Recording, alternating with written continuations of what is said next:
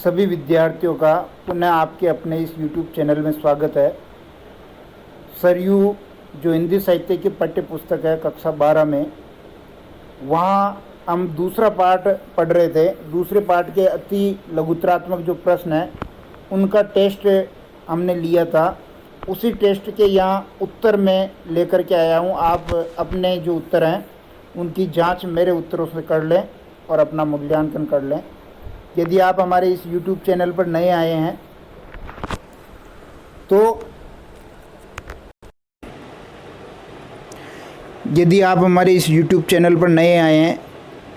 तो इस चैनल को सब्सक्राइब ज़रूर कर लें, वीडियो को लाइक ज़रूर कर लें, शेयर करना ना भूलें।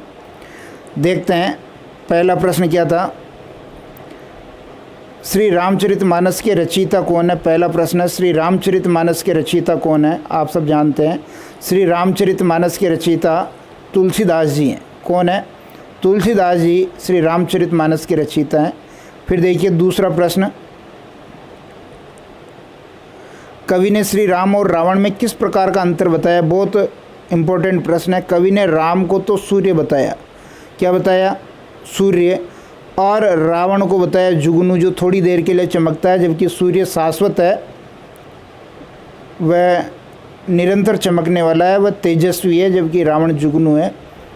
इस प्रकार मंदोदरी ने कहा कि आपका कोई मेल नहीं है, इसलिए जो राम से जो आप विरोध पाले बैठे हैं उसको छोड़ दीजिए, सीता को लौटा दीजिए।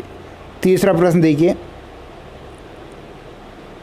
मंदोदरी ने रावण से सीता के विषय में क्या कहा? तो मंदोदरी ने रावण से सीता के विषय में कहा कि सीता को अपने सचिव के साथ भगवान श्री राम के पास लौटा दो।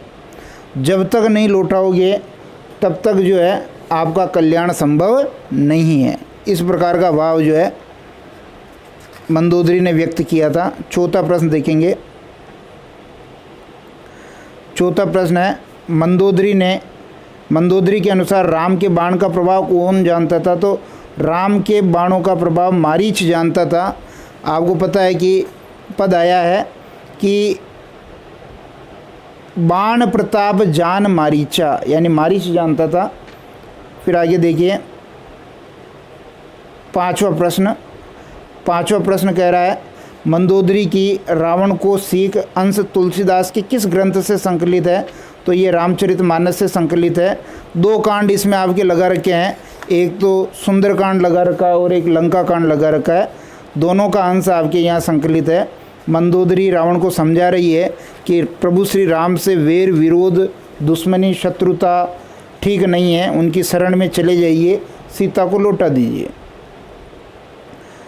छठा प्रश्न देखिए। छठा प्रश्न कह रहा है, रामचरितमानस की भाषा कौन सी? बहुत अच्छा प्रश्न है। रामचरितमानस की भाषा अवधी है। अवधी भाषा में रामचरितमानस लिखा गया है, इसलिए आपको समझने में थोड़ी क्लिष्टता हो सकती है, लेकिन ध्यान से पढ़ेंगे तो समझ में आ जाएगा। सातवां प्रश्न देखिए। सातवां प्रश्न क्या कह रहा है, रामचरितमानस ग्रंथ किस शैली में लिखा गया? ये भी बहुत इंपॉर्टेंट प्रश्न है। दोहा चौपाई शैली में लिखा गया। रामचरितमानस अवधी भाषा में और दोहा चौपाई शैली में लिखा गया है। प्रत्येक हिंदू घर की शान है रामचरितमानस। आठवां प्रश्न देखिए। आठवां प्रश्न क्या कह रहा है, तुलसीदास भक्तिकाल की किस शाखा के प्रतिनिधि कवि माने जाते हैं? ये मैंने आपको बहुत अच्छी तरह से समझा रखा है कि भक्तिकाल की दो शाखाएं चली, सगुण और निर्गुण। सगुण में दो चली, एक कृष्ण भक्ति एक राम भक्ति। तो तुलसीदास जी भक्तिकाल के सगुण जो साहित्य है उसकी राम भक्ति शाखा के प्रतिनिधि कवि हैं। बहुत इंपॉर्टेंट प्रश्न है ये। फिर आगे चलते हैं 90वें प्रश्न की ओर। तुलसीदास के साहित्य की सबसे बड़ी विशेषता क्या है? तुलसीदास के साहित्य की सबसे बड़ी विशेषता है समन्वयवाद। क्या है? समन्वयवाद। आपको जानकर आश्चर्य होगा कि हजारी प्रसाद द्विवेदी जी ने तुलसीदास जी के बारे में लिखा है कि उनका सारा काव्य समन्वय की विराट चेष्टा है।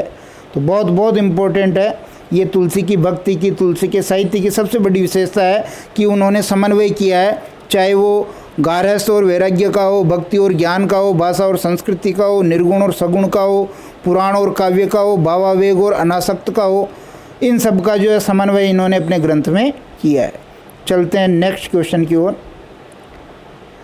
10वां प्रश्न देखिए, मंदोदरी रावण को किससे विरोध नहीं करने के लिए समझा रही है? बहुत सामान्य सा प्रश्न है, कोई भी इसका उत्तर दे सकता है। प्रभु श्री राम से विरोध नहीं करने के लिए वो समझा रही है। 11वां प्रश्न देखिए, मंदोदरी के अनुसार रावण के राक्षस रूपी कमल वन पर, बहुत इंपॉर्टेंट प्रश्न है, राक्षस रूपी कमल वन पर शीत ऋतु के समान कौन आई है? तो इसका उत्तर होगा सीता। सीता जो है शीत ऋतु के समान जो है राक्षस रूपी कमल वन पर कैर बन कर के आई है और कमल वन को नष्ट कर देगी। मंदोदरी ने कहा है, तब कुल कमल विपिन दुखदाई, सीता शीत निशा समाई। शीत ऋतु की रात्रि के समान वो जो है आई है, इसलिए सीता को लौटा दीजिए, नहीं तो राक्षस वंश समाप्त हो जाएगा। 12वां प्रश्न देखेंगे। 12वां प्रश्न क्या कह रहा है? संकलित अंश में राम के बाणों की तुलना किससे की गई है? तो सांपों के समूह से। और जो राक्षस है वो राक्षस क्या है? राक्षस है वो मेंढक का समूह। किसका समूह है? मेंढक का समूह है। देखिए क्या कहा है कि राम बाण अहि गण सरिस निकर निशाचर बेग, यानी राम के बाण तो सांपों के समूह के समान है और राक्षसों का जो वंश है वो मेंढक के समान है। जैसे सांप मेंढक को देखते ही खा जाता है, वैसे ही प्रभु श्री राम के बाणों से राक्षस वंश का नाश हो जाएगा। इसलिए हे नाथ स्वामी रावण, राम के बाण इन राक्षसों को ग्रसे, उससे पहले सीता को लौटा दीजिए। आगे देखेंगे 13वां प्रश्न क्या कह रहा है? मंदोदरी के अनुसार प्रभु श्री राम सामान्य मनुष्य न होकर के क्या है? बिल्कुल सही है। मंदोदरी ने बहुत समझाने की कोशिश की है कि प्रभु श्री राम अवतार रूप में वो कोई सामान्य मनुष्य नहीं है। रघुवंश के मणि प्रभु श्री राम विश्व रूप है, अर्थात संपूर्ण विश्व उन्हीं का रूप है, इसलिए उन्हें सामान्य मनुष्य मत समझो। हे रावण, आप उन्हें सामान्य मनुष्य समझ करके उनसे विरोध कर रहे हैं, वो सामान्य मनुष्य नहीं है, वो तो विश्व रूप हैं। आगे देखेंगे 14वां प्रश्न, सभा माज जयितव बलमत्था पंक्ति में किसके पराक्रम का वर्णन है? तो इसमें अंगद के पराक्रम का वर्णन है। किसके पराक्रम का वर्णन है? अंगद के पराक्रम का वर्णन है। मंदोदरी ने बार बार समझाने की कोशिश की है कि प्रभु श्री राम के अनुचर अंगद और हनुमान जैसे हैं, उन्हीं का तुम कुछ नहीं बिगाड़ सके तो प्रभु श्री राम का क्या बिगाड़ पाओगे? इसलिए उन्होंने कहा, सभा माज जयितव बलमत्था करी बरूत महु मृगपति जत्था। जैसे जो हाथियों के झुंड को शेर पछाड़ देता है, ऐसे तुम्हारे बल को जो है अंगद ने तुम्हारी सभा में आकर के मत दिया। आप जानते हैं अंगद ने वहाँ पाँव धर दिया था जिसको कोई उठा नहीं पाया था। 15वां प्रश्न देखेंगे। 15वां प्रश्न कह रहा है, काल किसी को दंड लेकर मारता नहीं है, तो फिर काल क्या करता है? बिल्कुल सही है। काल क्या करता? काल मनुष्य के धर्म, बल, बुद्धि और विचार का हरण कर लेता है। मंदोदरी बार बार समझा रही है रावण को, वो कह रही कि काल दंड गई काऊ न मारा, हरई धर्म बल बुद्धि विचारा। लकड़ी लेकर के वो पीछे नहीं पड़ता है, वो तो उसके धर्म, बल, बुद्धि और विचार का हरण कर लेता, आदमी अपने आप ही मर जाता है। रावण, तुम्हारी भी वैसी की वैसी स्थिति है, इसलिए समझो और राम से विरोध छोड़ दो। अगला प्रश्न देखिए, 16वां प्रश्न है, तव बल नाथ डोल नित धरणी। यहाँ जो तव शब्द आया है ये किसके लिए आया है? तो ये रावण के लिए आया है।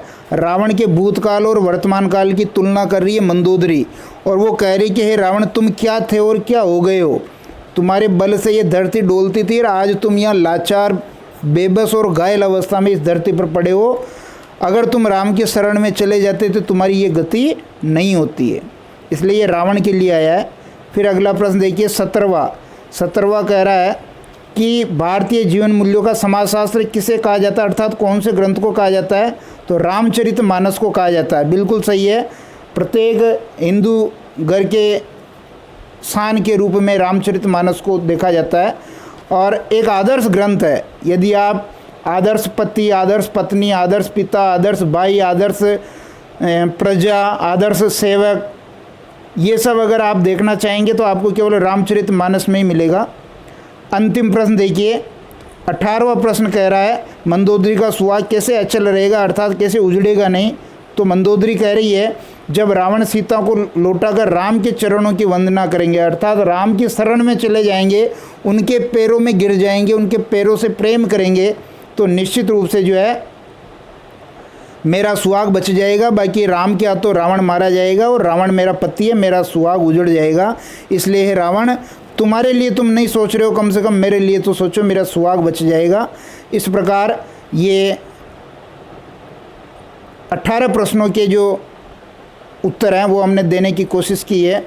निश्चित रूप से आप अपने प्रश्नों के उत्तर इनसे मिलान कीजिए और अपना मूल्यांकन कीजिए। मैं बावरलाल तेली, व्याख्याता हिंदी, ये मेरे मोबाइल नंबर है यहाँ। और आप इस वीडियो को लाइक ज़रूर करें। आगे के वीडियो के लिए भी तैयार रहे। टीचमेंट ऐप पर प्रतिदिन अपनी 6 बजे लाइव क्लास होती है, उसको भी आप ज्वाइन कर सकते हैं। बहुत बहुत धन्यवाद।